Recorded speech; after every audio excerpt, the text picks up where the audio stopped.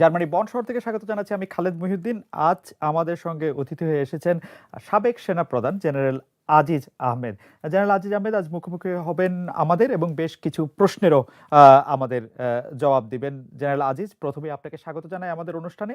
আপনি আমাদেরকে সময় দিচ্ছেন, সেজন্য আমরা আপনাকে আবারও ধন্যবাদ জানাই। জেনারেল আজিজকে আমি জেনারেল আজিজ নিশ্চয়ই আমাদের শুনতে পাচ্ছেন। আপনাকে ধন্যবাদ। আহ, আমরা কোনো আমাকে শুনতে পাচ্ছেন? জি, আমরা একদম স্পষ্ট শুনতে পাচ্ছি। জেনারেল আজিজ, আপনাকে আমাদের অনুষ্ঠানে স্বাগত জানাই। আমি আপনার কাছে যে বিষয়টি জানতে চাইবো সেটি হচ্ছে যে যুক্তরাষ্ট্র কি আপনার ভিসা বাতিল করেছে? কারণ এই প্রশ্নটি উঠছে কারণ আমরা দৈনিক প্রথম আলো দেখছি 13 ডিসেম্বর ওরা বলছে যে সাবেক সেনাপ্রধান জেনারেল আজিজ আহমেদের মার্কিন ভিসা বাতিল করা হয়েছে। এই সম্প্রতি এক চিঠির মাধ্যমে ভিসা বাতিলের বিষয়টি তাকে জানিয়ে দেওয়া হয়েছে এবং এর পরিপ্রেক্ষিতে আমরা দেখেছি যে বিএনপির মহাসচিব মির্জা ফখরুল ইসলাম আলমগীরও বলেছেন এটা আমাদের দেশ ও জাতি সবার জন্য একটি লজ্জার বিষয় যে আপনাকে আসলে যুক্তরাষ্ট্রে আর যেতে দেয়া হবে না বা নিষেধাজ্ঞা দেওয়া হয়েছে। জেনারেল আজিজ, আপনার মন্তব্য শুনবো। দেখুন, এটা হলো আমাদের 50তম বিজয় দিবসের মাস। তো আমি আমার বক্তব্য দেওয়ার পূর্বে শুরুতে আমি বলতে চাচ্ছি যে এই বিশেষ মাসের এই বিশেষ উপলক্ষে আমি সর্বপ্রথম শ্রদ্ধাভরে স্মরণ করছি জাতির পিতা বঙ্গবন্ধু শেখ মুজিবুর রহমানকে, আমাদের 30 লক্ষ শহীদদের এবং সকল মুক্তিযোদ্ধাদের, বিশেষ করে যারা নিজেদের জীবন উৎসর্গ করে আমাদেরকে এনে দিয়েছে একটি স্বাধীন সার্বভৌম বাংলাদেশ। আমি সবাইকে শুভেচ্ছা জানিয়ে, যারা এই অনুষ্ঠান শুনছে আপনাদের মাধ্যমে, তাদেরকে শুভেচ্ছা জানিয়ে আমি আপনার প্রথম প্রশ্নটা নিচ্ছি। সেটা হলো যে ইউএসএ আমার ভিসা বাতিলের ব্যাপারে। দেখুন, আপনি এখানে দু একটা মাধ্যমের কথা উল্লেখ করেছেন, তবে আমি বক্তব্য দেওয়ার শুরুতে দু একটা বিষয় একটু আপনাকে বলে নিতে চাই। সেটা হলো যে প্রশ্ন করবেন, আমাকে কিন্তু পুরা সেটা সম্পূর্ণ উত্তর দিতে হবে, দেওয়ার সুযোগ দিতে হবে। এক। দ্বিতীয় হলো, I will request not to interrupt in between. আপনার যদি কোনো প্রশ্ন থাকে আমার বক্তব্য শেষ হলে তারপরে আপনি হয়তো প্রশ্ন করতে পারেন, কারণ মাঝখানে যদি থামিয়ে দেন, you should understand I'm above 60. আমি হয়তো যে খেয়ে হারিয়ে ফেলতে পারি, কন্টিনিউয়েশনটা নাও থাকতে পারে, সেজন্য বলে রাখলাম আর কি, যে চেষ্টা করবেন যাতে ইন্টারাপ্ট না করা হয়। এখন প্রথমে আসা যাক, আপনি যে প্রশ্নটা করেছেন। হ্যাঁ, কতিপয় মিডিয়া তে যে জিনিসটা আমিও দেখেছি, তারা কোনো জায়গায় বলেছে, যেমন প্রথম হলো যে কোনো একটা মানব জমিন থেকে যে তারা শুনেছে, মিনস হলো here saying sort of thing, কোনো সোর্স উল্লেখ না করে, কোনো এভিডেন্স না দেখিয়ে তারা একজন সদ্য বিদায়ী সাবেক সেনা প্রধান তার সম্পর্কে এরকম একটা রিপোর্ট করলো যে তার যুক্তরাষ্ট্রের ভিসা বাতিল হয়ে গেছে। এখন কথা হলো যে এখানে কিছু বিষয় জড়িত আছে। আমি হয়তো যে আইনের অত এক্সপার্ট না হলেও কিছু বিষয় আছে, সেগুলো হয়তো আপনারা দেখবেন যে notification of revocation of visas, এটার জন্য আমেরিকার কতগুলো কিন্তু আইন আছে। আপনারা যদি immigration and national act INA 221 subsection যদি আই সেটা দেখেন, বা যদি কোড অফ ফেডারেল রেগুলেশন 22 মানে CFR 41.122 সেখানে যদি দেখেন, সেখানে কিন্তু কিছু বিষয় লেখা আছে। আমি যদি সংক্ষেপে বলতে চাই, আপনারা দেখে নিন সেখানে, যে কারো ভিসা যদি ইউএস অথরিটি তারা যদি বাতিল করে, তাহলে সেটা তাকে নোটিফাই করতে হবে, তাকে নোটিফাই করাবে। এবং এখানে আছে, আমি যদি একটু পড়ি, কাউন্সিলর কনসুলার অফিসার শ্যাল, এখানে কিন্তু শ্যাল কথাটা আছে, shall if practicable notify the alien to whom the visa was issued that the visa was revoked. এখানে কিন্তু শ্যাল কথাটা আছে, জানাতে হবে। এখন কথা হলো, আমাকে কি জানিয়েছে? আমি যখন হলো ভিসার জন্য অ্যাপ্লাই করেছিলাম, তখন কিন্তু আমার স্থায়ী ঠিকানা দেওয়া হয়েছে, আমার কন্ট্যাক্ট নাম্বার দেওয়া হয়েছিল, আমার ইমেল অ্যাড্রেস দেওয়া হয়েছিল, এবং আমি অন্য সাধারণ 10 জনের মতো নয় যে আমাকে খুঁজে পাওয়া যাবে না। তো আমাকে এই নোটিফাই করা বা আমেরিকান কোনো কি বিজ্ঞপ্তির মাধ্যমে বা কোনো জায়গায় এই যে আমার ভিসা ক্যান্সেল করা হয়েছে, এটা কি কোথাও আছে? আমি কিন্তু বিভিন্ন মাধ্যমে খোঁজ খবর নিয়েছি। আমার যারা ওয়েল উইশার আছে, এবং বিভিন্ন জায়গা থেকে খোঁজ খবর নিয়েছে। তারা কিন্তু কোথাও আমার নাম ইউএস এর কোথাও তারা পায়নি যে আমার ভিসা বাতিল করা হয়েছে। এই এই তা আমি নিউজটি বলব আসার যে আগে এটা সত্য। জেনারেল আহমেদ, এই ভিসার এই নিউজটি পাওয়ার পরে আপনি কি আমেরিকা যাওয়ার চেষ্টা করেছিলেন বা যেতে চেয়েছিলেন বা? না, না, না, আমার প্রয়োজন না হলে why should I try now? Right, আপনি ট্রাই আমি তো করেন। জাস্ট হলো কিন্তু ফেব্রুয়ারি মাসে আসলাম। ঠিক আছে? রাইট, না, রাইট, আমার প্রয়োজন হলে আমি অবশ্যই ট্রাই করব। হ্যাঁ, একজন আমাকে বলল সেজন্যই কি should I try for that? হ্যাঁ, রাইট। নো, আপনার কি এখন ভ্যালিড ভিসা আছে US? As far as I am concerned, yes. ওকে, আমরা পরবর্তী প্রশ্নতে চলে যাই। আপনি এখন অবসর প্রস্তুতিমূলক ছুটিতে, আপনার ভবিষ্যৎ পরিকল্পনা কি? আমি প্রশ্নটি একটু বড় করে বলতে চাই যে কেউ কেউ বলেন যে বিজিবি প্রধান এবং সেনা প্রধান থাকার পর আপনার আর চাকরি করার দরকার নেই। কেউ কেউ কথাটি এরকম করে বলেন যে আপনার এখন প্রচুর টাকা, কেউ কেউ বলেন কয়েকশো কোটি টাকা।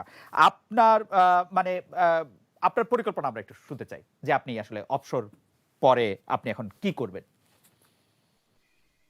প্রথম কথা হলো যে আপনার শেষে যে কথাগুলো বললেন, হুম, হুম, আমি দয়া করে বলব না কয়েকশো না, আমাকে সামান্য কিছুর একটু সূত্র দিয়ে দেন যাতে আমি আমার বাকি জীবনটা একটু স্বাচ্ছন্দ্যে কাটাতে পারি।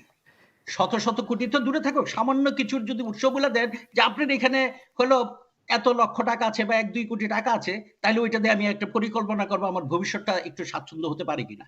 এইটা হলো দেখেন মানুষ যদি কোনো এভিডেন্স ছাড়া হুম, যদি মন গড়া কোনো কিছু বলে এবং এটার পিছনে নিশ্চয়ই তাদের কোনো অসৎ উদ্দেশ্য নিয়ে এই কথাগুলো বলেছে। হুম, হুম, আমি এটাতে খুব ব্যথিত হই। আচ্ছা, এখন আসি হলো আপনার ১ম যে প্রসঙ্গটা বলেছিলেন সেটা হলো যে আমি অবসর জীবনে এসেছি কেমন কাটাচ্ছি বা আমার হুম, ভবিষ্যৎ পরিকল্পনা কি? দেখুন, আমি প্রায় ৩৯ বছর সামরিক বাহিনীতে চাকরি করেছি। হুম, অত্যন্ত সিনসিয়ারলি আমি চাকরি করার চেষ্টা করেছি এবং অলমাইটি ওয়াজ ভেরি কাইন্ড এবং মানুষের দোয়া, আমার মা-বাবার দোয়া, আপনাদের সবার ভালোবাসার দোয়ায় I could reach to the pinnacle of the army যেটা হুম, হলো যে একটা মানুষের সেনাবাহিনীতে যখন ঢুকে প্রত্যেকেরই স্বপ্ন থাকে। And you should try to understand যে আমরা যদি আমাদের সর্বাধিনায়ক এমএজি ওসমানীকেও ইনক্লুড করি, তাকে সহ I am the 16th ১৬ তম, হুম, ১৬০০ না, হুম, ১৬,০০০ না, ১৬ তম সেনাপ্রধান। তো এই জায়গাতে পৌঁছাতে পেরেছি। I am grateful to Almighty Allah. I am grateful to my well wishers and others. এখন কথা হলো রিটায়ারমেন্ট এর পরে to be very honest হুম, হুম, একটা টেনশন ফ্রি, কোন দায়িত্ব তেমন একটা নাই। হুম, I am just relaxing, enjoying my freedom of life. হুম, হুম, আমি যখনই সময় পাই আমার কোর্সমেট বা অন্যান্যদের সাথে আমি গলফ খেলতে যাই। আমার অনেক বন্ধু-বান্ধব যারা আছে সিভিল, রিটায়ার্ড তারা ওকে। আসে তাদের সাথে গল্প সময় কাটাই এবং সর্বোপরি আমি পোস্ট ডক্টরাল করছি। সেটার সাবজেক্টটা নিয়ে আমি বাহ! গবেষণায় সময় কাটাই। বাহ! কিন্তু একটি বিষয়, আপনার যে ব্যক্তিগত সহকারী ছিল পিএ, যিনি একজন ওয়ারেন্ট অফিসার, তাকে কি আসলে দুর্নীতির কারণে বা কোনো কারণে পদচ্যুতি করা হয়েছে? মানে বা এই বিষয়টিও অনেকবার আলোচনায় আসছে। আপনার যখন ওই সেনা জীবনের কথা বলছিলেন যে আপনার যে পিএ একজন ওয়ারেন্ট অফিসার, তাকে দুর্নীতির কারণে বা আ মিসকন্ডাক্ট এর কারণে তাকে পদচ্যুত করা হয়েছে। এটা কি আপনি থাকতে সময় ঘটনা, পরে ঘটনা বা এটি কি সত্য ঘটনা কিনা? দেখুন, যেই বিষয়টা হয়েছে আমার বিয়ে সম্পর্কে হু, হু, আ যেটা আমি যতটুকু জানতে পেরেছি, অবশ্যই সেটা হলো যে আমি যখন আ চলে আসি, রিটায়ারমেন্ট এ যখন আসি, তারপরে শুনেছি এবং তার যেই বিষয়টা হয়েছে, সেটা তাকে হ্যাঁ, সে অবসরে গিয়েছে। তবে যদি আপনি যেই কথাটা বলছেন, এখানে ডিসিপ্লিন বলে একটা কথা আছে। হুম, দুর্নীতির বিষয়টা একটু আরো গভীর। হুম, গ্র্যাভিটি অফ দ্য অফেন্স সেটার উপরে ভিত্তি করে হলো যে পানিশমেন্ট গুলো হয়ে থাকে। তা আমি মনে করি অত যদি সিরিয়াস কোনো কিছু যদি হতো, he should have been dismissed from the service hmm, or আমরা কিন্তু সেক্ষেত্রে অনেককে জেল দিয়ে থাকি, হুম। অনেকে বরখাস্ত করে থাকি। হি ওয়াজ গিভেন নরমাল রিটায়ারমেন্ট। আমি আর এই ব্যাপারে ফার্দার কিছু বলতে চাচ্ছি না। আচ্ছা, আমি I think আপনার I could say this to you. Right, right. আমি আপনার অ্যাপয়েন্টমেন্ট এর প্রসঙ্গে আসি জেনারেল। আপনি একটি কথা মানে বলা হয় যে আপনি রাজনৈতিক বিবেচনায় সেনাপ্রধান নির্বাচিত হয়েছেন, বেশ কয়েকজন জ্যেষ্ঠ ও যোগ্য কর্মকর্তাকে ডিঙিয়ে আপনাকে সেনাপ্রধান করা হয়েছে। আমি যদি প্রশ্নটি কমপ্লিট করি তো সেই প্রশ্নটি এরকম দাঁড়ায় যে কেউ কেউ এটাও বলে থাকেন যে সেনাপ্রধান হিসেবে যিনি থাকবেন তাকে কোনো না কোনোভাবে ভারতের আশীর্বাদ পুষ্ট হতে হবে, এবং আপনি বিজিবিতে থাকাকালীন, যেটি আমাদের বর্ডার গার্ড, সেই সময় আপনি ভারতের মনোযোগ বা আশীর্বাদ যেটাই বলি না কেন সেটি আপনি আকর্ষণ করতে সমর্থ হন। আপনার মন্তব্য শুনবো জেনারেল আহমেদ। একটু সময় দিতে হবে। জি। প্রথম কথা হলো যে সেনাপ্রধানের নিয়োগ দেওয়া এটা সরকারের এখতিয়ার। 2018 সালে সেটা আইন হয়েছে। তার আগে যেটা ছিল জেএসআই, জয়েন্ট সার্ভিস ইনস্ট্রাকশন অনুযায়ী হলো বাহিনী প্রধানদের চাকরি অবসর এগুলো নিয়ন্ত্রিত হতো। 2018 সালে হয়েছে এবং সেই অনুযায়ী সরকারের সুপারিশ অনুযায়ী মহামান্য রাষ্ট্রপতি নিয়োগ দিয়ে থাকেন। এখানে সাধারণত যে বিষয়গুলো বিবেচনায় আনা হয়ে থাকে সেটা হলো যে commander experience, crisis management ability, তার সার্ভিস প্রোফাইল, তার বিভিন্ন কোর্স, মিলিটারি কোর্স বা অন্যান্যগুলোর পারফরমেন্স। সাধারণত এই জিনিসগুলো হলো দেখা হয়ে থাকে যখন হলো এলিভেট করা হয়ে থাকে। আর এই ধরনের সর্বোচ্চ আসনে যখন কাউকে দেওয়া হয় সেক্ষেত্রে command experience, crisis management ability, service profile, অন্যান্য জিনিসগুলো দেখা হয়। এখন আমি আসি, আপনি যেটা বললেন যে সিনিয়রদেরকে ডিঙিয়ে দেওয়া হয়েছে। আমাকে যখন নিয়োগ দেওয়া হয় তখন বাংলাদেশ সেনাবাহিনীতে 3 জন লেফটেন্যান্ট জেনারেল ছিলেন, আমি সহ। আমি এবং আমার সাথে আরো 2 জন লেফটেন্যান্ট জেনারেল ছিলেন। হ্যাঁ, এই 3 জনের যে কোনো লেফটেন্যান্ট জেনারেলদের থেকেই কাউকে নিয়োগ দিবে, যে কোনো একজনকে দিতে পারত। এখন কথা হলো আমি যদি সেখানে যদি আসি, সে ধরেন আমি 10টা মিলিটারি কোর্স করেছি, তার মধ্যে 8টা কোর্সে আমি প্রথম, দ্বিতীয়, তৃতীয় বা ফিফথ হয়েছি। মানে প্রথম থেকে হলো 4-5 এর মধ্যে হলো আমার রেজাল্ট ছিল 8টা কোর্সে। একটা কোর্সে 9 হয়েছে, আরেকটা অসুস্থ ছিলাম সেটাতে আরেকটু খারাপ হয়েছে। আমি এতগুলা কোর্সে কিন্তু আমি উইদিন ফার্স্ট ফিউ ছিলাম। আমি সেনাবাহিনীর এমন কোনো অ্যাপয়েন্টমেন্ট নাই পারতপক্ষে, ম্যাক্সিমাম ক্ষেত্রে, কিছু কিছু তো অবশ্যই বাদ ছাড়া প্রায় সকল অ্যাপয়েন্টমেন্টে আমার চাকরি করার সৌভাগ্য হয়েছে। I being the artillery officer, আমি ইনফেন্ট্রি ব্রিগেডে ব্রিগেড মেজর ছিলাম, যেখানে অন্য যে 2 জন লেফটেন্যান্ট জেনারেল ছিলেন তারা দুজনেই ইনফেন্ট্রি অফিসার হিসেবে তারাও ইনফেন্ট্রি ব্রিগেডের ব্রিগেড মেজর ছিল। কিন্তু আমি আর্টিলারির অফিসার হিসাবে, সেটা হলো সেনাবাহিনীতে যারা চাকরি করেছে বা যারা চাকরি করছে তারা জানে অন্য আর্মসের কেউ ইনফেন্ট্রি ব্রিগেডের ব্রিগেড মেজর হতে হলে তার কি যোগ্যতা থাকতে হয়। আমি সেটা অর্জন করেছিলাম। ঠিক আছে? এখন আসেন যদি কমান্ডের কথা ধরেন, আমার সেনাবাহিনীর ইউনিট কমান্ডের অভিজ্ঞতা আছে, আমার বিডিআর এর ব্যাটালিয়ন কমান্ডের অভিজ্ঞতা আছে। আমি 2টা ব্রিগেড কমান্ড করেছি, এন্ড দ্যাট ইনক্লুডস একটা ইন্ডিপেন্ডেন্ট ব্রিগেড, অন্যরা একটা করে ব্রিগেড কমান্ড করেছে। আমি কিন্তু তাদেরকে আন্ডারমাইন করছি না, আমি জাস্ট একটা কম্পারিজন দিচ্ছি। আমি কিন্তু 2টা ব্রিগেড কমান্ড করেছি, বাকি 2 জনে একটা করে ডিভিশন কমান্ড করেছে, আমিও একটা ডিভিশন কমান্ড করেছি। আমি কিন্তু একটা বাহিনী কমান্ড করেছি, প্যারামিলিটারি ফোর্স বিজিবি, যেটা হলো সেনাবাহিনীর পর সবচেয়ে গুরুত্বপূর্ণ একটা বাহিনী। সেটা প্রায় 4 বছর, 2012 5ই ডিসেম্বর থেকে আমি 15ই নভেম্বর 2016 পর্যন্ত। Please let me finish. না জেনারেল আজিজ, আপনি শেষ করেন, আপনি শেষ করেন। আমি শুধু মাঝখান থেকে একটা জিনিস জানতে চাই, আপনার আগে কেউ কি বিজিবি প্রধান ছিলেন, সেনা প্রধান ছিলেন, এরকম কি হয়েছে? জি, আমি আসবো, জি, আমি আসবো, ঠিক আছে, আমি আসবো। তো সেখানে কিন্তু আমি একটা বাহিনী কমান্ড করেছি, যেটা, হ্যাঁ, অপর যে 2 জন লেফটেন্যান্ট জেনারেল ছিলেন তার একজন হলো আনসার এবং ভিডিপি কমান্ড করেছে। কিন্তু ডেফিনেটলি সেনাবাহিনীর পর যদি গুরুত্বপূর্ণ কোন কমান্ডার আনসার এবং ভিডিপি কমান্ডার থেকে, আমি নিশ্চিত সবাই একমত হবে যে BGB command is more challenging. ঠিক আছে? আমার সেটার অভিজ্ঞতা আছে। আমি লেফটেন্যান্ট জেনারেল হিসেবে যখন আমাদের এই চিফ নির্বাচনের সময় হয়, লেফটেন্যান্ট জেনারেল হিসেবে আমি ARTDOC, army training and doctrine command 14 মাস কমান্ড করেছি। সেটা as a three star general, it is a command, GOC, army training and doctrine command, আমার সেটার অভিজ্ঞতা আছে। এখন আমি যদি আপনার উপর এখন আমি ছেড়ে দিলাম এই জিনিসগুলা, তারপরে যদি ক্রাইসিস ম্যানেজমেন্টের কথা বলে হুম, 2013, 14, 15, 16 যে ক্রাইসিস গুলো আমাকে বিজিবি হিসাবে ফেস করতে হয়েছে, আমি যেভাবে ম্যানেজ করেছি, আমার যে এক্সপিরিয়েন্স হয়েছে, এই সবকিছু বিবেচনা করে কি আপনার কি মনে হয় আমাকে কোনো রাজনৈতিক বিবেচনায় নিয়োগ দিয়েছে?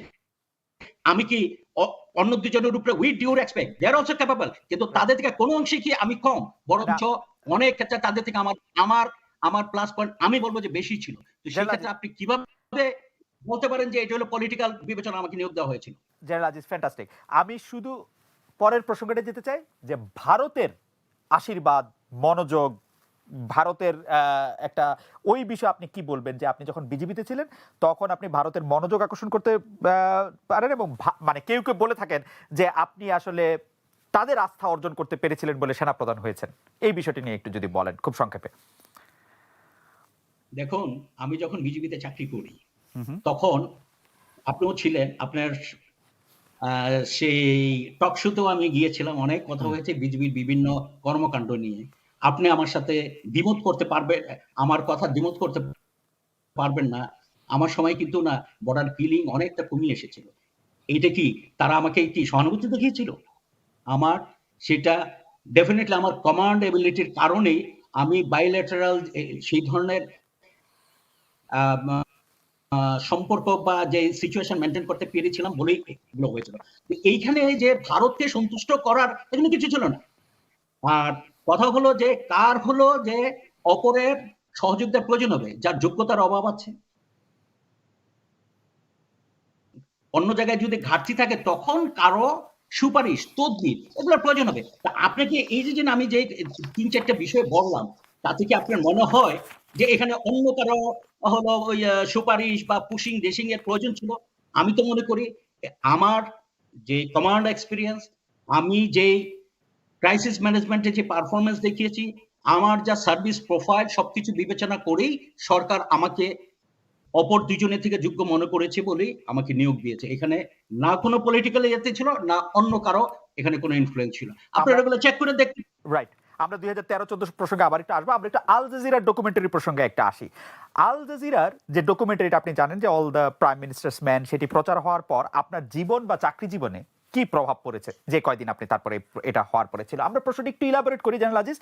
সেটা হচ্ছে যে ওই মাধ্যমে প্রকাশিত প্রতিবেদন, তারপরে তার ফলো আপে এবং আমাদের হাতেও কিছু বিষয়ে অনুযায়ী আমরা দেখতে পাচ্ছি যে আপনার ভাইরা নিজের বা পিতামাতার নাম বদলে জাতীয় পরিচয়পত্র বা পাসপোর্ট করেছেন এবং এক্ষেত্রে সরাসরি আপনার সংশ্লিষ্টতা ছিল অথবা আপনার পদ পদবীর প্রভাব ব্যবহার করা হয়েছিল।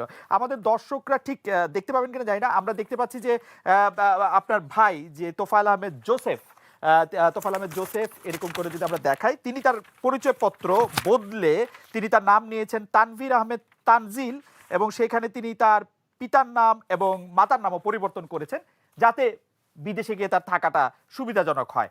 এই ব্যাপারে আপনার এবং সেক্ষেত্রে আপনার প্রভাব উনারা ব্যবহার করেছেন। জেনারেল আজিজ, আপনি আমার উপরে মানে রাগ করতে পারেন, কিন্তু ঘটনা হচ্ছে যে এই প্রশ্নগুলি আছে বলেই আমি আপনার সামনে উপস্থিত করছি। আপনার ভাইরা নাম পরিবর্তন করেছেন, পিতার নাম পরিবর্তন করেছেন এবং আপনার প্রভাব ব্যবহার করেছেন। এই হচ্ছে আমার প্রশ্ন, আপনার মন্তব্য শুনতে চাইবো। আপনি কি এই প্রশ্নটা না আল জাজিরার আল প্রসঙ্গটা জাজিরা নিয়েই আমি ডকুমেন্টারি, হ্যাঁ, বলবো, এইটা সহ এটা এবং রাইট, এটা হলো তার একটা অংশ, তাই রাইট, তো? রাইট। আচ্ছা, এখন কথা হলো যে আমরা যদি আল জাজিরার, হ্যাঁ, ১ম জিজ্ঞেস আপনার যে আপনার প্রশ্নটা জীবনে ছিল জীবনে যে আমি পরিবর্তন, কিছুটা বিব্রত রাইট, হয়েছিল জি, কিনা বা আমার চাকরিতে এটাতে কোনো ইমপ্যাক্ট হয়েছিল কিনা ইত্যাদি, রাইট, ইত্যাদি। আমিও সেদিক থেকে শুরু করি। ১ম কথা হলো যে স্বাভাবিক। এরকম যদি একটা নিউজ যদি হয়, সত্য মিথ্যা আমি পরে আসি।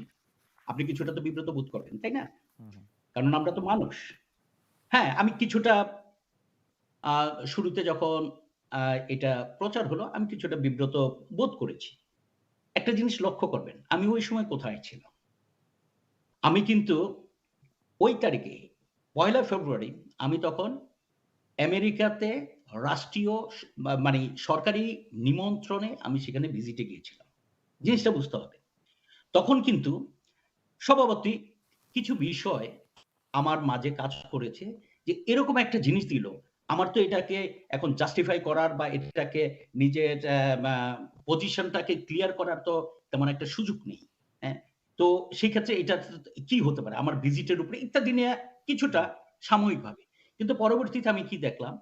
আমার ভিজিট শুরু হলো ২ তারিখ থেকে ৫ তারিখ পর্যন্ত নির্ধারিত যা ভিজিট ছিল, আমি যতগুলো এক্সপেক্ট করেছিলাম তার থেকে অনেক গুরুত্বপূর্ণ ব্যক্তিদের সাথে আমার bilateral মিটিং হয়েছে।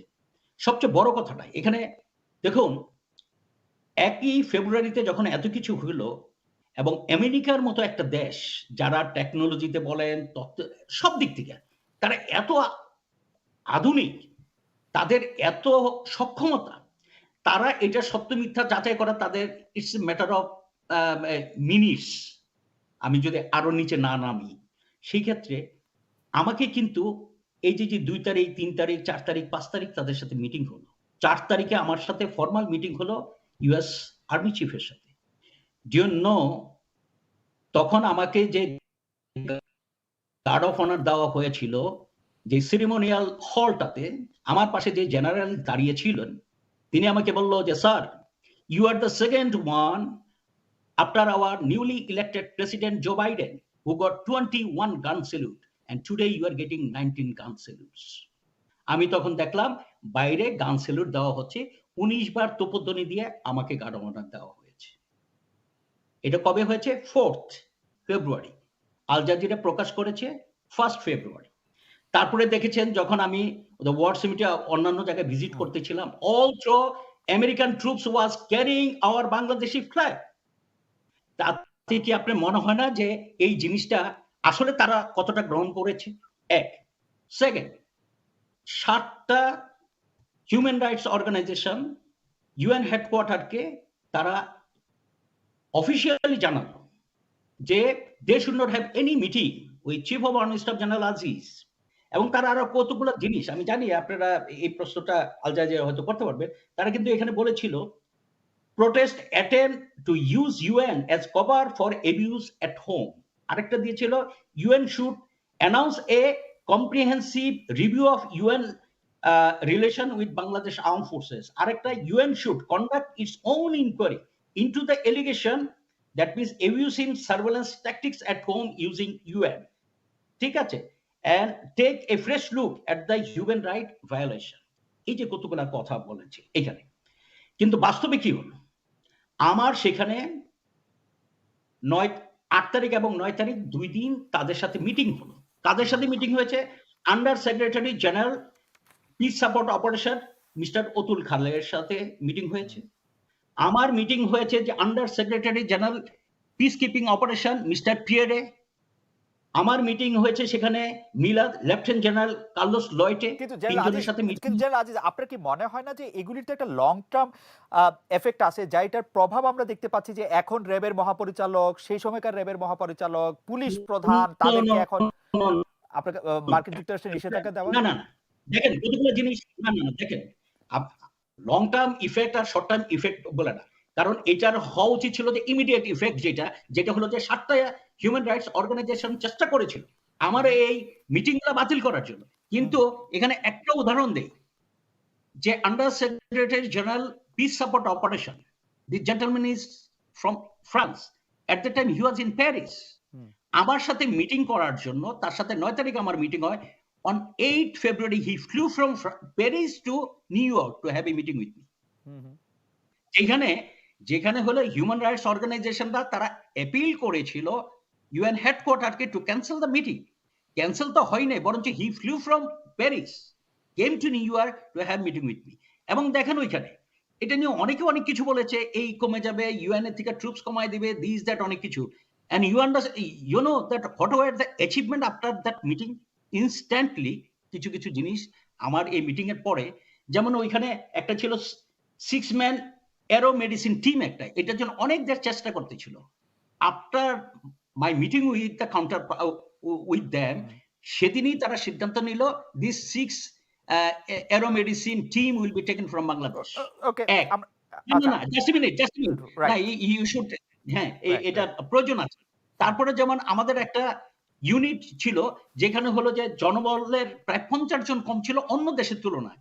I raise that point and they agreed, এবং আমি আসার পরপরই তারা চিঠি দিয়ে বলেছে those 50 personnel will be included and it is done. তারপরে ধরেন আমাদের এমপি ইউনিটের হুম 13 জন লোকের শর্টেজ ছিল।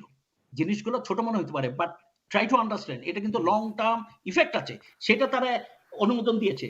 তারপরে হুম তারা একটা হলো যে আর্মড হেলিকপ্টার ইউনিট, তারপরে ধরেন কিউআরএ, কুইক রিঅ্যাকশন ফোর্স, এগুলা নেওয়ার জন্য তারা যে বাংলাদেশ থেকে নেবে বলে আমাকে সেখানে কমিট করেছে, এবং পরবর্তীতে তারা চিঠি দিয়েছে। I am sure those are under process now. এবং আরেকটা যে বিষয় ছিল সেটা হলো যে অনেক আমাদের রিইম্বার্সমেন্ট ওখানে হুম তখন হেল্ড আপ ছিল, বিভিন্ন কারণে এগুলা ডিলে হচ্ছিল, সেগুলো তো অনেক প্রোগ্রেস হয়েছে। যখন এই মিটিং এর পরে যখন চলে আসি ওই অনেকগুলো মিটিংয়ে কি তারা ক্লিয়ার ওই করলো। মিটিংয়ে কি এমন কোনো কথা হয়েছিল আপনার সঙ্গে যে সামরিক ক্রয়ের ব্যাপারে ওদের যে অনুদান ইয়েস, সেই ইয়েস, অনুদানের ইয়েস। সেই অনুদান এবং নো, নো, সে নো। সে এখানে সেই এখানে অনুদানের আমি তাদেরকে জবাবদিহি না লিসেন, এখানে আমি তাদেরকে একটা বিষয় বলেছিলাম। আপনারা জানেন যে 4th ফেব্রুয়ারি তাদের একজন স্টাফ কোন একটা প্রেস ব্রিফিং এর সময় এই যে স্পাইওয়্যার যে একটা ইকুইপমেন্টের প্রসঙ্গ নিয়ে তাকে প্রশ্ন করা হয়েছিল, সে সেখানে একটা কথা বলেছিল। আমি যখন এই প্রসঙ্গটা তাদের সাথে তুললাম যে তোমরা তো এই ইকুইপমেন্টটা আমরা দিতে পারবো কিনা তোমরাই তো চেয়েছো, উই হ্যাভ দ্য লেটার। হুম আমাদের কাছে কিন্তু আমি যদি এই বিষয়গুলো যদি আপনাদেরকে যদি বলি, দেখেন সেটা কিন্তু না 5ই জানুয়ারি 2000 না 29শে ডিসেম্বর 2016 ইউএন হেডকোয়ার্টার যে ডিপিকেউ থেকে বাংলাদেশের কাছ থেকে ইমেলের মাধ্যমে জানতে চায় যে আমরা একটা সিগন্যাল ইন্টেলিজেন্স ইউনিট হুম মনুস্কৃতে ডিপ্লয়মেন্টের জন্য দিতে পারবো কিনা। 5ই মে ইমেলের মাধ্যমে। Hmm I am talking from the documents. 5ই মে কোন সাল এটা 2016 2016 2016 5ই মে 2016 আচ্ছা 2016 আচ্ছা ঠিক আছে। সরি 29শে ডিসেম্বর 2016 ইমেলটা দেয়। হুম 5ই জানুয়ারি 2017 আমাদের আর্মি হেডকোয়ার্টার থেকে তাদেরকে জানানো যায় হ্যাঁ এটা আমরা দিতে পারবো, বাট নট বিফোর সেপ্টেম্বর 2018, কারণ ওই ইকুইপমেন্ট আমাদের দেশে নেই, এটা আমাদেরকে কিনতে হবে, ইত্যাদি ইত্যাদি। এখন এই ইকুইপমেন্টটা কি ধরনের হবে, কি ইকুইপমেন্টটা, এইটার একটা statement of requirement for a signal intelligence unit, এই হেডিং এ মনস্কর প্লিজ না না এখানে একটু শুনতে হবে, অন্য প্রসঙ্গে যাবেন না, আমি এটা হুম, একটু ক্লিয়ার করি। জি আপনি সেখানে একটু কিন্তু সংক্ষিপ্ত করেন প্লিজ জি lieutenant general Maksud Ahmed, hmm military adviser for peacekeeping operation, উনি 25শে অগস্ট 2014 তারিখে যেটা স্বাক্ষর করেছেন, যেটার মধ্যে কিন্তু এটা রিকোয়ারমেন্টটা দেওয়া ছিল। রিকোয়ারমেন্টটা কি ছিল, যে ওইটাতে মিশনে ছিল to provide signal intelligence support to MONUSCO in eastern Democratic Republic of Congo in order to সেই মিলিটারি অপারেশন। আর ওইখানে যেটা হলো দিয়েছিল communication intelligence detachment to communicate intelligence detachment the communication intelligence department, না না না এই কথাটা একটু শুনতে হবে, নাহলে জি কিন্তু আপনাদের will G provide interception and analysis of data and text-based communication and transcription of content। আর হলো ইলেকট্রনিক ইন্টেলিজেন্স ডিটাচমেন্ট, এই যে তাদের যে এক্সিকিউশন, তারা কি কি দিতে হবে, কি কি ক্যাপাবিলিটি থাকতে হবে হুম ইকুইপমেন্টটার, সেটা আপনি এখান থেকে বুঝতে পারবেন। The electronic intelligence detachment will be responsible for detecting, identifying and analyzing electromagnetic ownership and digital source emitters in respect of location ownership etc। তার মানে এই যে স্পাইওয়্যারের কথা যেটা বললেন, এইটা কিন্তু this was the রিকন from UN headquarter. আমি আপনাকে কত তারিখে স্বাক্ষর করেছে, তারা ইমেল কত তারিখে করেছে, বাংলাদেশ এটা রেসপন্স দিয়েছে, all those documents are available. General কেউ আজিজ যদি বলে জেনারেল আজিজ আমি হ্যাঁ আমি একটু আমাদের সাধারণ দর্শকের জন্য আমার জন্য একটু পরিষ্কার করে জানতে চাই যে এই স্পাইওয়্যারের রিকোয়ারমেন্টের জন্যই কি আপনারা আল জাজিরার ডকুমেন্টে প্রদর্শিত অনুযায়ী আপনারা হাঙ্গেরি থেকে এটা কিনলেন? এটা আমরা একটু বিস্তারিত এটা একটু শুনতে জানতে চাই, এবং এটা ইসরায়েলের মেড করা কিনা সেটা আমরা একটু বিস্তারিত শুনতে চাই। আচ্ছা তার আগে আমার এই প্রশ্নের যদি আপনি একটু বলতেন যে আপনার ভাইরা আমি না না আমি ওই প্রসঙ্গে পরে আসি, রাইট পরে আসি। তাহলে আপনি একটু এখন জি এই জি ইকুইপমেন্টটা যখন আমরা এই চিঠিটা দিলাম এবং তারা যখন হলো দে ওয়্যার এক্সপেক্টিং যে ঠিক আছে আমরা এটা প্রসেস করতে পারি, তখন ২১শে সেপ্টেম্বর, রিমেম্বার ২১শে সেপ্টেম্বর ২০১৭ আমাদের জিএসপিসি 7/2017 এটা অ্যাপ্রুভাল, এটার প্রকিউরমেন্ট, যে এই ইকুইপমেন্টটা ইউএন এর যে নমিনক্লেচার বা রিকোয়ারমেন্ট দেওয়া হয়েছে সেই অনুযায়ী একটা ইকুইপমেন্ট কেনা হবে। ওইখানে একটা প্রেজেন্টেশন দেওয়া হয়েছিল, এটা হলো কেনা হয়ে যাবে।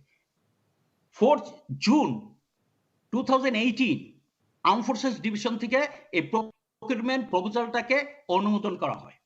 তারপরে যেটা হলো যে ডিজিটিপিতে 26শে জুন 2018 সেটা হলো কন্ট্রাক্ট হয়। এবং কন্ট্রাক্ট কার সাথে হয়েছে?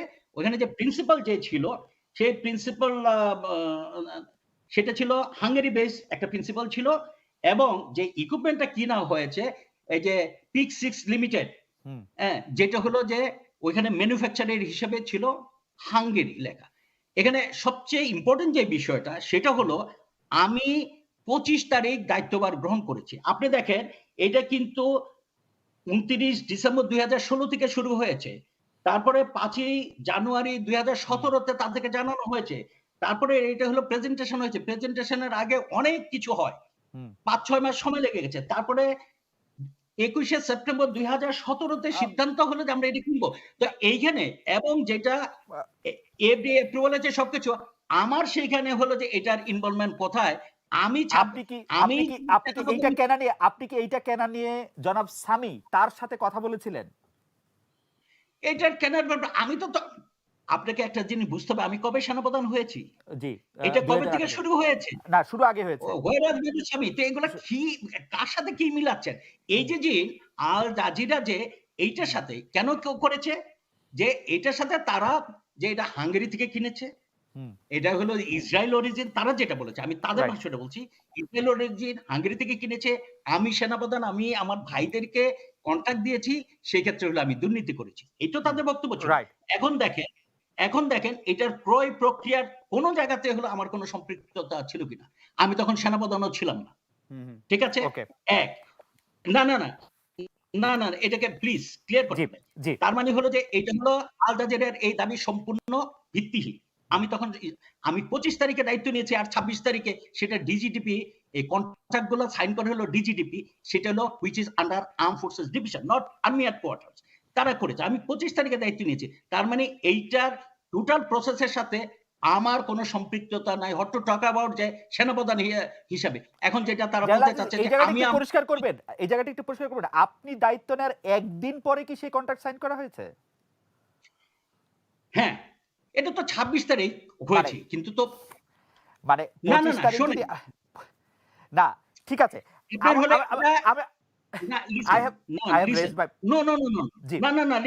আপনাকে এখানে শুনতে হবে, জি বলেন। ক্রয় প্রক্রিয়াটা যখন হয় কবে থেকে শুরু হয়েছে? 2016-17 থেকে শুরু হয়েছে, 18 পর্যন্ত আসছে।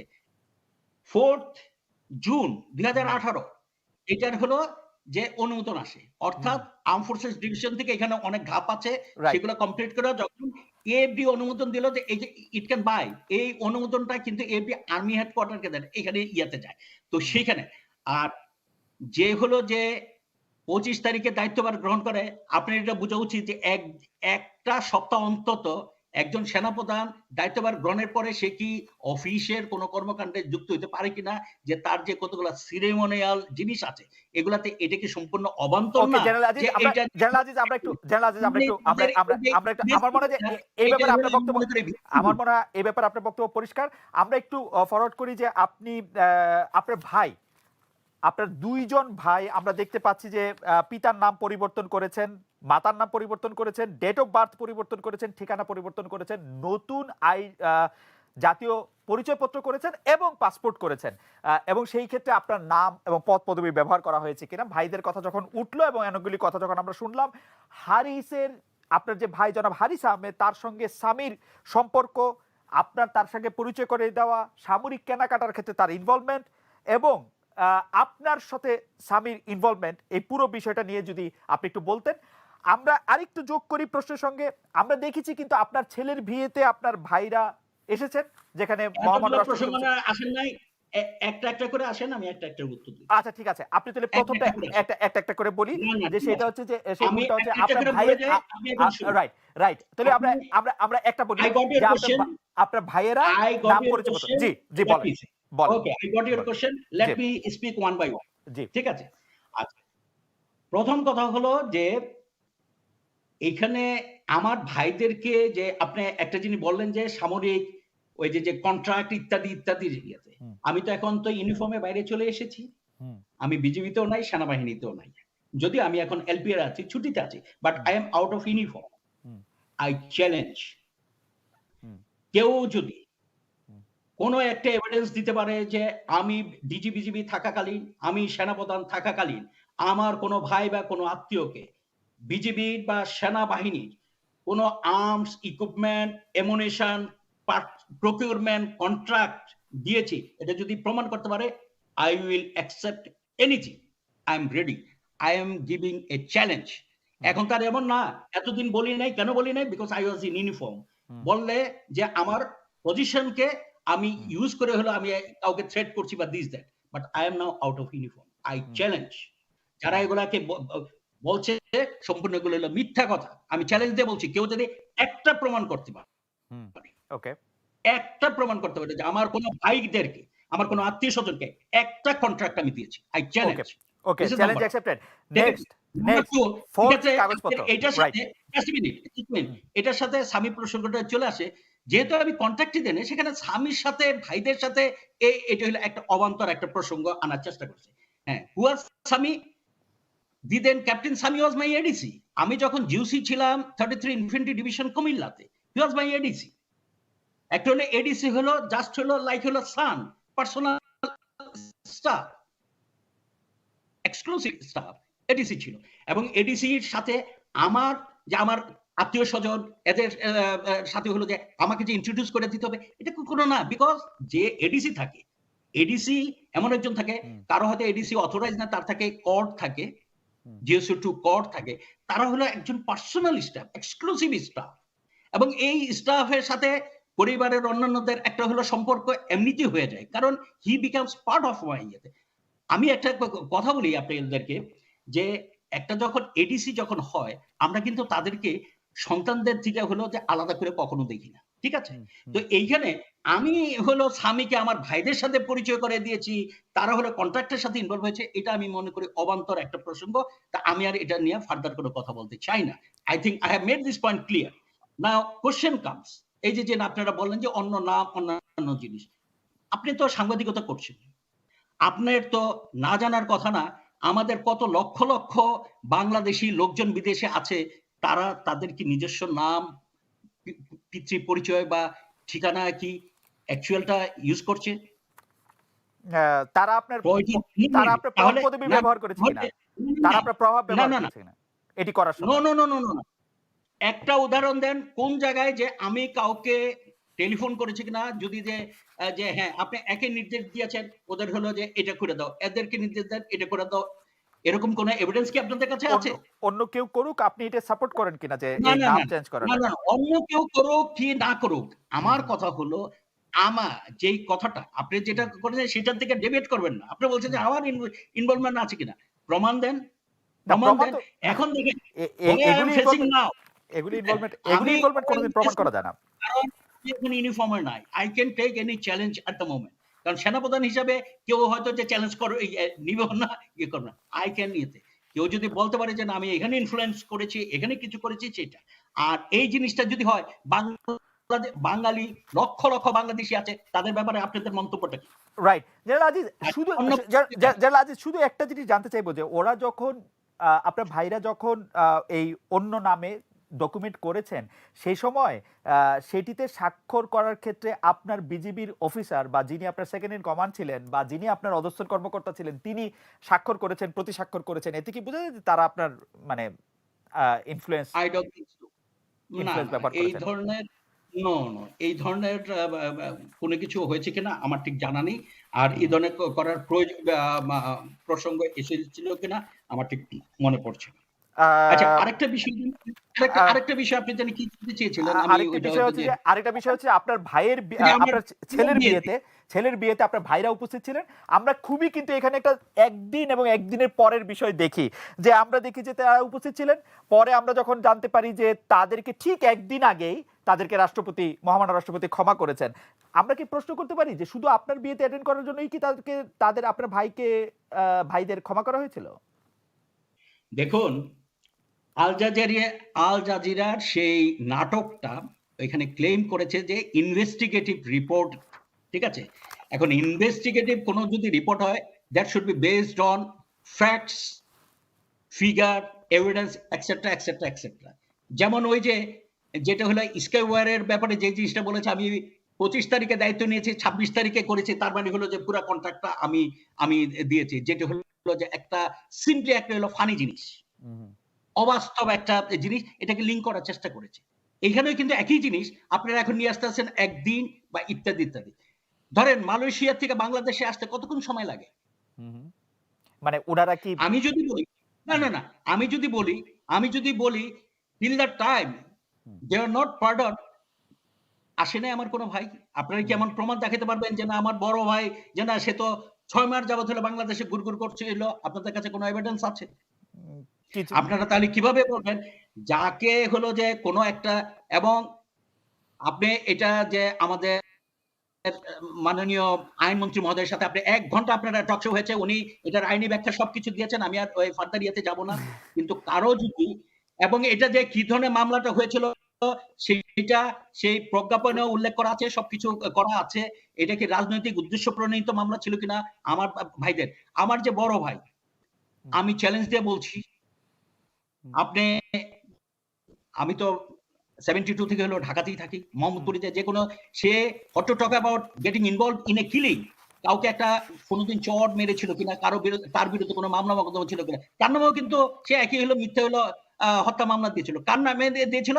যে হলো ফ্রিডম পার্টির একজন হলো না, ধানমন্ডির সেটা মিরপুর সেটা সেটা আমরা ডিটেইলে না যাই। এটা আপনি ডিটেইলে না তো যাই, তবে আপনি বলছেন। এইখানে, না না এইখানে, যে এই প্রসঙ্গটা আনা হয়েছে যে এখানে তাদের উপস্থিতি যেদিন হলো যে, দেখেন এইখানে তো আমার তো ছেলেদের গায়ে হলুদ হয়েছে, অন্যান্য অনুষ্ঠান হয়েছে, অনেক কিছু হয়েছে। কই?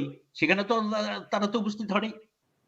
সেখানে না, তো তারা উপস্থিত হয়নি। তাইলে কি, না, তাইলে যদি এইটাই যদি হতো যে না আমার ছেলের বিয়ের জন্য আমি আর কোনো ইনফ্লুয়েন্স ছিল বা জেনারেল কিছু একটা ছিল, এইটা হলো কাকতালীয় ভাবে এত কিছু হলো জোড়াতালি না, দেওয়াটা আমার জেনারেল মনে যে হয় যে আমি জেনারেল যে আমি এইটাও বলতে চাইছিলাম যে আপনার কাছে মনে হয় না যে টু মাচ কোইন্সিডেন্স? আবার আপনি যদি ব্যাপারটা এরকম দাঁড়া করান যে যখন আল জাজিরা ডকুমেন্টারিটা হলো, যখন এটার মধ্যে বলা হলো যে আপনার ছেলের বিয়েতে তারা ফিউজিটিভ, তবু তারা উপস্থিত ছিলেন, মহামান্য রাষ্ট্রপতি সেখানে উপস্থিত ছিলেন, তখন আইএসপি এর একটা ব্যাখ্যাও দেওয়া হলো। সেই আইএসপি এর ব্যাখ্যার মধ্যে কিন্তু একবারও বলা হয় নাই যে তারা আসলে ফিউজিটিভ না, তাদেরকে আসলে মুক্তি দেওয়া হয়েছে। আমরা কিন্তু তাদেরকে মুক্তি দেওয়া হয়েছে, তাদেরকে ক্ষমা করা দেখুন, হয়েছে, সেটি জানতে পেরেছি অন্তত ৩ সপ্তাহ পরে। আপনার মনে না, না, থাকবে। না, না, শোনেন। না, এবং না, না, আমাদের শোনেন। দেখেন, জি। দেখেন, ২ একটা বিষয় বলি। আল জাজিরার প্রসঙ্গ আপনি বারবার টানছেন। আমি তো তাদের প্রত্যেকটা জিনিস হুম, হুম, খণ্ডন করার মতো আমার যথেষ্ট হলো এভিডেন্স আছে। হুম, হুম, তারা যেমন একটা জিনিস বলেছিল, আমি আমার ফিজিটিভ ভাইদের সাথে দেখা করার জন্য মালয়েশিয়া গিয়েছিলাম। আমি রাইট। মালয়েশিয়া গিয়েছিলাম ইন এপ্রিল 2019। হুম, আমি সিঙ্গাপুরে একটা অফিসিয়াল ভিজিটে গিয়েছিলাম। ওইখান থেকে আসার সময় 36 আওয়ার্স এর একটা ট্রানজিট নিয়েছিলাম, ওখানে গিয়েছিলাম। ঠিক আছে? তার মানে এপ্রিল মাসে আমার কোনো ভাই কি, তাদের কোনো মামলা মোকদ্দমা ছিল? আপনি বলুন। হুম, ছিল না। কিন্তু তাদের তদন্তে উদ্ঘাটিত কি হলো যে আমি ফিজিটিভ ভাইদের সাথে দেখা করতে গিয়েছিলাম। So it is a lie. Hmm. Do you agree with me? আ- মা- এটা আম- কিন্তু না, না, না। না, না, না, শোনেন। আমি যখন কথা বলব যে either you have to say yes or no, then I will try to convince you. তার মানে এই যে আমি গিয়েছিলাম ওইখানে, ঠিক আছে? আমার বড় ভাই হলো ২০০৭ সাল থেকে হলো মালয়েশিয়াতে থাকে সেকেন্ড হোম করে। ২০০৭ সাল থেকে। These are all documentary. You hmm, can check back. হুম, আমি আমার ওখানে গিয়েছিলাম। আমার ভাইয়ের বাসাতে ছিল। সেইখানে যদি আমি একটা হলো দেশের হলো সেনাবাহিনী প্রধান, হুম। আমাকে যদি এম্বাসি থেকে যদি ইনভাইট করে, আমি আমার ভাইয়ের বাসায় উঠেছি, তার সাথে যদি আমার ভাই এবং ভাবিকে যদি ইনভাইট করে, was it wrong? No, no, it's not wrong. কিন্তু এবং আমাদের প্রশ্ন তারা হচ্ছে যে কিন্তু উনি যে ভিজিট ২০০৭ ছিল। সালে সেকেন্ড হোম করলেন মালয়েশিয়াতে, হাউ? ২০০৭ সালে তখন তো তো উনি মানে সেকেন্ড হোম করতে কিসে? হলে তো তাকে বাংলাদেশ থেকে টাকা নিতে হয়েছে, রাইট? জি না, তখন টাকা লাগতো না। খোঁজ এমনি নিয়ে দেখেন। ওকে, জি, জি, ওকে। তখন লাগতো না। জি, ওকে, খোঁজ ওকে, নিয়ে ওকে। দেখেন। ঠিক আছে। তাহলে সেটি পরিষ্কার। আমরা পরবর্তী প্রশ্নে আসি যে ২০১৮ সালের নির্বাচনে আওয়ামী লীগের পক্ষে ফল নিয়ে আসার জন্য সেনাবাহিনীকে ব্যবহার করার অভিযোগ রয়েছে। বলা হচ্ছে সেনাপ্রধান হিসেবে আপনি নির্বাচনে ব্যাপক অনিয়ম হতে দিয়েছেন। আপনার মন্তব্য শুনবো। আমি একটা প্রশ্নও করতে চাই সাথে। নির্বাচনের পরপরই অন্যান্য বাহিনী প্রধানের সাথে আপনিও অভিনন্দন জানাতে গিয়েছিলেন সেই সময়কার আওয়ামী লীগের প্রধানকে, যিনি তখনও পরবর্তী মেয়াদে প্রধানমন্ত্রী হিসেবে শপথ নেন নাই এবং ফুল দিয়ে অভিনন্দন জানাচ্ছে। আপনার জানা আছে যে এরকম কখনো হয়েছে কিনা? এতে কি মনে হয় যে আপনি মনে প্রাণে আসলে এই দল যাতে ক্ষমতায় আসে সেটির চেষ্টা করছিলেন নির্বাচনে? ২০১৮ সালের নির্বাচনের কথা বলছি আমি স্পেসিফিক। আচ্ছা, একটু সময় দিতে হবে। জি। খুব একটা যেটার সাথে হলো যে আমাদের সরকার, আমাদের একটা বাহিনী হুম, এবং হলো আমার ব্যক্তিগত ইমেজ সবকিছু হলো হুম, সম্পৃক্ত আছে। সময় দিতে হবে, শুনতে হবে মনোযোগ হুম, দিয়ে। হুম, হুম, ১ম কথাটা হলো সেনাবাহিনী একটা সুশৃঙ্খল বাহিনী। সেনাবাহিনী কিন্তু একটা ডিসিপ্লিন ফোর্স। এখানে কিন্তু সবাই শোনে চেইন অফ কমান্ড এবং এইখানে আমাদের বিভিন্ন রুলস রেগুলেশন যেটা আছে সেটা হলো যে all are suppose to abide by uh comply with the lawful command. কতগুলা জিনিস আছে, আরো অনেক কিছু আছে। এখন কথা হলো যে যখনই হলো কোনো ইলেকশনে সেনাবাহিনীকে মোতায়েন করে, তার আগে কি, কি পদক্ষেপগুলো নেওয়া হয় আপনাদের জানা থাকার কথা। হুম, হুম, সেখান থেকে হলো তার আগে যে আর্টিকেল 126 অনুযায়ী কিন্তু ইলেকশন কমিশনকে সম্পূর্ণ এখতিয়ার দেওয়া আছে আমাদের সংবিধান কর্তৃক যে তারা একটা ফ্রি, ফেয়ার, ক্রেডিবল ইলেকশন করার জন্য যা কিছু তাদের প্রয়োজন গভর্নমেন্ট তাদেরকে দিতে বাধ্য। হুম, এবং সেনাবাহিনী কিন্তু একটা সরকারি একটা অঙ্গ। শুধু হুম, সেনাবাহিনী না। Law enforcing all agency, civil administration, everybody. Hmm. Everybody is supposed to assist election election commission to commission. Hold a free, fair and credible election. Hmm, এখন এখানে কতগুলো জিনিস আছে দেখেন। সেখানে হলো কি ইলেকশন কমিশনের থেকে কিন্তু একটা নির্দেশনা বের হয়। সেখানে কিন্তু কার কি দায়িত্ব, পুলিশের কি দায়িত্ব, র‍্যাবের কি দায়িত্ব, আর্ম ফোর্সেস এর কি দায়িত্ব এগুলা কিন্তু একদম স্পেসিফিক। আপনি যদি দেখেন সেইটার আমার অ্যাকচুয়ালি ইনস্ট্রাকশনটা পেজ নাম্বার বা প্যারাগ্রাফটা মনে নাই। বাট আই ক্যান সে ওইটা যদি ধরেন বাঁ পাশের নিচের দিকে আছে এবং ডান পাশের উপরে সম্ভবত ৪ টা পয়েন্ট আছে। ক্লিয়ার কাট বলা আছে যে আর্ম ফোর্সেস কি, কি দায়িত্ব পালন করবে। সেখানে কিন্তু আমাদের যেটা হলো আমরা হলো যে সবগুলা জেলাতে যাব, প্রয়োজন হলে উপজেলা পর্যায়ে যাব এবং যেখান থেকে হলো যে আমরা খুব দ্রুততম সময়ে যখনই হলো রিটার্নিং অফিসার বা ম্যাজিস্ট্রেট বা অন্য যারা আছে তারা যখনই হলো রিকোয়েস্ট করবে to maintain the law and order situation আমরা যাতে কুইকলি ওখানে যে ইন্টারভেন করতে পারি সেই সমস্ত জায়গাগুলোতে আমরা অবস্থান নিব। আমরা কিন্তু স্ট্রাইকিং ফোর্স, ঠিক হুম, আছে? এবং আমরা হলো অন্যান্য ল এনফোর্সিং এজেন্সির সাথে ইন কোঅর্ডিনেশন এবং this coordination will be done by the returning officer. বুঝতে হবে এখানে কিন্তু চাইলেই সেনাবাহিনী যা কিছু করার এখতিয়ার নাই। অন্যান্য সময় ডমিনেশন করবে যে ঠিক আছে পেট্রোলিং করলো ইয়ে করলো। আবার এখানে কতগুলো রেস্ট্রিকশন আছে। নির্বাচনের যে একটা সময় ওই সময়ের মধ্যে উইদিন 600 আর্মির কোন পেট্রোল যদি ওদিকে পাস থ্রো করে যে they can stop there. General Aziz, আপনি জাস্ট আপনি আপনি আপনি আপনি বাংলাদেশ সেনাবাহিনী বিভিন্ন ফোর্সকে আপনি খুব চমৎকার বলেছেন যে এই জায়গাটা আপনি কি ইলেকশনটা কিরকম হয়েছে দেখেছেন? বা আপনার নিজস্ব কোনো মত গড়ে উঠেছে? আপনার মাঠে নিয়োজিত আপনার অফিসার বা এবং ইয়েদের দ্বারা? আপনার কি নিজস্ব কোনো মত আচ্ছা গড়ে উঠেছে যে আমি ২০১৮ সালে? আচ্ছা ঠিক আছে। এখন কথা হলো যে ইলেকশনটা কিরকম হয়েছে? হুম, হুম, আপনি আমাকে বলেন আমি বলতে পারি যে এই ইলেকশনে আমি ইলেকশনের আগে কোন এক জায়গায় আমি ক্যাম্প ভিজিটে গিয়েছিলাম। তখন আমাকে সাংবাদিকরা জিজ্ঞেস করেছিল যে আমি বলেছিলাম যে আমি দেশের অনেক জায়গাতে ভিজিট করেছি, অনেক বিভাগীয় শহরে গিয়েছি, হুম, অন্যান্য জায়গায় গিয়েছি। আমার কাছে মনে হচ্ছে যে এটা একটা শান্তিপূর্ণ ইলেকশন হবে। আপনারা নির্ভয়ে হয়ে আসবেন। আপনারা ভোট কেন্দ্রে যাওয়ার, আপনাদের নিরাপত্তা দেওয়ার দায়িত্ব হলো যাতে পথে বা অন্য কোথাও কোনো ইয়েতে না হয় সেটা হুম, আমরা নিশ্চিত করব। আপনারা নির্ভয়ে যাবেন। ইফ ইউ রিমেম্বার আমি হুম, কিন্তু এই কথাগুলো রাইট। বলেছিলাম। তাই না? হুম, আমাদের কাজ ছিল যে লোকজনকে ওইখানে হলো ইন্সপায়ার করা so that they go and cast their vote. ঠিক হুম, আছে? হুম, দেখেন এই ইলেকশন পরে একটা মাত্র হলো কিলিং হয়েছে সেটা সম্ভবত ফেনীতে। হুম। এবং সেটা হলো ২ দলের কর্মীদের মধ্যে না, কোন না। কিন্তু ভোটার আমরা কিন্তু না। আমরা আমরা আমরা এই কথা শুনেছি। না, না, না আপনি জাস্ট এ মিনিট, আপনি আমাকে জাস্ট বলেন। A minute. না, না, জাস্ট আমাকে এ মিনিট, শেষ করতে জাস্ট দেন। এ মিনিট, আমি জাস্ট এ আসবো। মিনিট, আমি জাস্ট এ আপনার কাছে মিনিট, শুনবো। Just a minute to you general. আপনি আপনি যখন ইলেকশনটা শেষ হয়েছে তখন আপনি মন্তব্য করেছিলেন যে আপনি একটা অসাধারণ নির্বাচন দেখেছেন, বাংলাদেশে এত ভালো নির্বাচন আপনারা দেখেন নাই, ইফ আই কারেক্টলি রিমেম্বার। আপনি কি এই বক্তব্যে স্ট্যান্ড করেন, নাকি আপনি otherwise then you are in uniform, that's why you had to tell this thing? No, শুনুন, আমাদের কিন্তু বিভিন্ন নির্বাচনে অংশগ্রহণের অভিজ্ঞতা এটা কিন্তু অনেক। আমি যখন ক্যাপ্টেন ছিলাম, আমি আমি যখন লেফটেন্যান্ট ছিলাম, তখন এই ধরনের নির্বাচনে অংশগ্রহণ করেছি ক্যাপ্টেন, মেজর, লেফটেন্যান্ট কর্নেল হিসাবে এবং সাবসিকুয়েন্টলি। তো আমার কিন্তু নির্বাচনে বিভিন্ন জাতীয় নির্বাচন, অন্যান্য নির্বাচনে সেনাবাহিনীর সদস্য হিসেবে বিভিন্ন ক্যাপাসিটিতে আমার অংশগ্রহণের ব্যাপক অভিজ্ঞতা রয়েছে। আপনি দেখেন, কম্পেয়ার করেন যে এই 2018 যে ডিসেম্বরে, 30শে ডিসেম্বরে যে ইলেকশন হয়েছে এবং অন্যান্য গুলাতে যে ইলেকশন হয়েছে, ইলেকশনের দিনে কোনটাতে সবচেয়ে বেশি হলো ক্যাজুয়ালিটি হয়েছে বা এই ধরনের হয়েছে, কিলিং হয়েছে, অন্যান্য জিনিসগুলো হয়েছে। ভোট কেমন হয়েছে? কম্পেয়ার উইথ ভোট কেমন হয়েছে জেনারেল? ভোট কেমন হয়েছে? ভোট কেমন হয়েছে? সেটা দেখার দায়িত্ব আমার না। নো, সেটা দেখার দায়িত্ব আপনি আমার না। ভোট দেখেছেন কেমন কিনা? হয়েছে আপনি সেটা আমার দেখেছেন দেখা না। কিনা? আপনি আমার দেখেছেন দায়িত্ব হলো কিনা? Law and order situation. আপনি দেখেছেন কিনা? আপনি এটা মন্তব্য না, করেছেন লিসেন। ভালো নির্বাচন হয়েছে। না, জাস্ট এ মিনিট। আমার দায়িত্বটা কি? To ensure, assist others to maintain or ensure law and order situation. আপনি, I will talk on law and order situation. Vote কেমন হয়েছে? আপনি যদি এখন যদি ভোটার যদি না যায়, আপনি যে ক্যান্ডিডেট যদি বাসায় বসে থাকে, আপনি যদি ক্যান্ডিডেট সিলেকশনে যদি ইয়েতে থাকে, আচ্ছা সেদিন বলেন যে তাহলে যখন হলো ডক্টর কামাল হোসেন সাহেব যখন হলো কয়টার সময় গিয়েছিলেন ভোট কেন্দ্রে? What was his comment? দুপুরের আগে ফখরুদ্দিন 12টার দিকে। সাহেব, জি। ফখরুদ্দিন না ঠিক আছে, আলমগীর সেই সাহেব যখন না, না, গিয়েছিলেন, নো, আপনাকে সেগুলো নিতে হবে।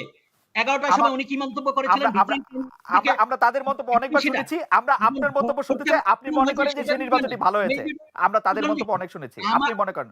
আমি আমি from law and order situation point of view, যেটা হলো সেনাবাহিনীর দায়িত্ব ছিল। ওকে, ফ্রম ল দায়িত্ব ছিল টু অ্যাসিস্ট। ওকে, আমরা আমি মনে করি এইখানে ঠিক আছে না, এইখানে আমার যে বক্তব্যটা সেটা হলো যে ইট কমেন্সুরেটস, ওকে, সরি দাঁড়ান, আমার যে বক্তব্যটা ছিল that commensurates with the task given to me by the Election Commission. ঠিক আছে, সেটা ওকে, ঠিক আছে। আমরা পরের এবং শেষ প্রসঙ্গে আসি। আমরা জানি যে একজন লেফটেন্যান্ট কর্নেল জনাব শহীদ, যিনি আপনার কোর্সমেট, পরবর্তীকালে তার সঙ্গে আপনার ফোন আলাপ যখন আমরা সবাই শুনতে পেয়েছি যে, বা সেই অডিও কলটি ফাঁস হওয়ার পরে আমরা আইএসপি এর ব্যাখ্যা পড়ে জেনেছি যে তিনি সেনাবাহিনীতে পার্সোনা নন গ্রাটা। তিনি আপনার কোর্সমেট হলো, তার সঙ্গে আপনি কেন এত কথা বললেন, কেন এইসব বিষয় নিয়ে আপনার আলোচনা করতে হলো, সেই বিষয়ে একটু আপনার কথাও আমরা একটু শুনতে চাই। আইএসপি এর ব্যাখ্যা আমরা দেখেছি যে কিছু বলা হয়েছে, কিন্তু আমরা একটু শুনতে চাই একজন সেনাবাহিনীর একজন সাবেক কর্মকর্তা, যাকে আসলে সেনাবাহিনী বলছে, আমরা আইএসপি এর মাধ্যমে জানছি যে তার সাথে আসলে কারোই কথা বলার কথা না, একজন সেনাপ্রধান কেন তার সঙ্গে কথা বলতে গেলেন, ওই ফোন রেকর্ডটি কে ফাঁস করেছিল বলেও আপনার মনে হয়? আমরা একটু শুনতে চাইবো, এটি আমাদের শেষ প্রসঙ্গ।